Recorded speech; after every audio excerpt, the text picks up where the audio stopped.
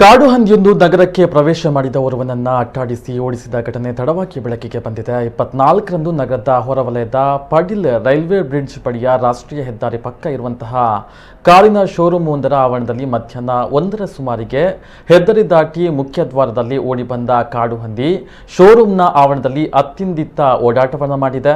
ಈ ಸಂದರ್ಭ ಓರ್ವನ ಹಿಂದೆಯೇ ಓಡಿ ತಿವಿಯಲು ಯತ್ನಿಸಿದೆ. ಅದೃಷ್ಟವಶಾತ್ ಅವರು ಪಾರಾಗಿದ್ದಾರೆ. ಕೆಲ ಸಮಯದ ಬಳಿಕ ಕಾಡು ಹಂದಿ ರಸ್ತೆ ದಾಟಿ ಪಕ್ಕದ ಕಾಡಿನ ಕಡೆಗೆ ಓಡಿದೆ. ಈ ದೃಶ್ಯಗಳು ಸಿಸಿ ಕ್ಯಾಮೆರಾದಲ್ಲಿ ದಾಖಲಾಗಿದೆ.